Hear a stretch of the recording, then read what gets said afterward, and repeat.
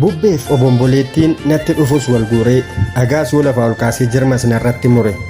Wal oofee bitaaf mirgatti uumamas rifaasisee galaana marii ol kaasee dirra lafaas naasise. Samaayii dukkaneessee ija biiftuus diimessee horii qalbiin hin yaanne yoo naasuun diilalleesse. Garaa waaqaa keessaan marratee kakawweessi halluu keelloo dibatee yoo mul'ates addeessi. Kormi dhugaaf baroodu ol deebi'ee mar'atee leenci mootiin bineensaa kan saree argee bir'ate. Waatiin kaatee baroonnaan kormi ciisee mar'ate. Taateewwan kana ilaaluuf dhanni namaa rifatee dacha'ee mana taa'us namni duulaa cufate. Kan sila manaa ba'e lafa yaadeen hankaatu maaltu naraa sareenan kan hundi hojii isaa nyaatu. Kanaafuu olis ta'e gadi dhi'u malee hin bari'u kormoomeen man baroodus leenci harreen ari'u. Of tuultee natti siqtus baruuf daandii deemsa koo amanee sitti hidhadhees hin tuqsiisu qeensa koo bormoo har'an arga jettee salphina kootuut eegduu milkiidhaan of macheesseen siif fidee dhufa weedduu. Galma koo seenuu miti ijaan milladhee dhiisuuf everestii nan cabsa barbaachisaadha taanaan galaana guddaa addunyaa daandii isaarraa nan maqsa.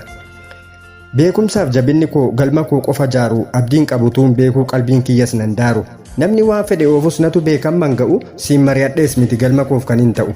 Mataadhaan natti buutus feetu harkaan na aboottee iddoo tokkoon nan geessu daandii kiyyarraa dhoofte. Olis gadis nan buttu hammeenyaan booji'amtee yaadaaf karoora gaariin bitamii natti kottu yoo sammuun hoogganamte. Malee namummaas baachaa qalbii kee hammeenyaa firtee naafis hiriyaan taatu hundee nageenyaa cirte.